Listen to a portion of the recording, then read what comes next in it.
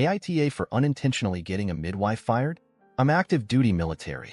My wife and I began trying for a baby about 2 years after we got married, and after a few months she got pregnant with our first child. About 6 weeks after she found out, I was deployed for a 6-month stint. Sadly, that meant I would miss all of her OB appointments except the very first one to confirm she was pregnant. Early in her pregnancy, she decided using a midwife would give her a better birth experience, and I was totally on board because she's the one giving birth and I wanted her to feel 100% confident in the people assisting. It had also been decided that the people in the room, aside from medical staff, would be me for obvious reasons and one of our mothers. My mom lives about an hour by car from the base I'm stationed at, while her mom lives a 4-hour plane ride away. Ideally, her mom would be able to get there in time, but she loves my mom too and was okay with her being there if labor went fast and her mom couldn't make it in time. Fast forward to me getting back from the deployment and her being really close to giving birth. Like due in a week close. She was supposed to have an OB appointment that I would be able to go to, but ended up going into labor very early on the morning of the appointment. We go to the civilian hospital and they confirm she's in active labor. I called her mom, who immediately booked a flight that would have gotten her here at about noon. Then my mom, who came to the hospital a few hours later.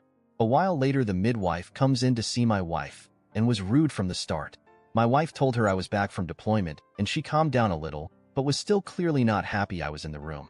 Especially once I started cracking jokes to try to distract my wife from the pain of the contractions.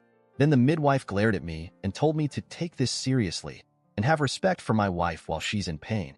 I thought her hostility was weird, but was more focused on my wife and doing all I could to support her. As it got closer to noon, my wife was almost 9 centimeters dilated, and so I decided not to go pick up her mom from the airport and had her take a cab instead, so I wouldn't have to leave for over an hour to drive to the airport. When her mom did get to the hospital, I left the L&D floor briefly to go downstairs and pay the cab driver so her mom wouldn't need to. As the cab is pulling up, I got a call from my mom telling me the OB and midwife were there and the baby was coming fast. Of course, I rushed back up there after tossing some cash to the cab driver, so her mom and I could be there for the birth. When I got back to the L&D floor, my mom was in the waiting room since she had to step out to make the phone call and also knew she would be waiting outside.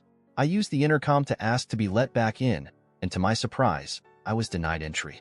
They said they had an order to not let me or anyone in to see my wife. That was really confusing, so I asked why, and was just told I wouldn't be let in and not to tie them up on the intercom or security would be called.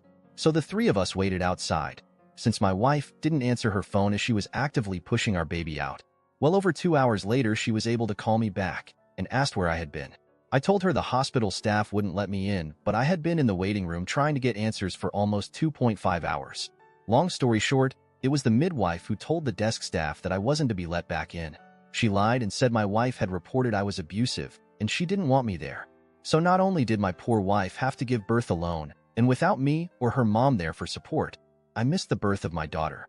It meant a lot to me to be there to see my baby come into the world because I missed so much of the pregnancy, and that was ripped away from me because this awful woman didn't like that I never showed up to a single appointment the entire pregnancy, despite being told by my wife that I was deployed. So, with my wife's support, I filed a formal complaint about the midwife, and she ended up getting fired by the OB's office. My wife is naturally on my side, but some of our friends have said I was wrong to make such a big deal out of it and taking away the woman's livelihood. Was I the age for reporting her, which caused her to lose her job?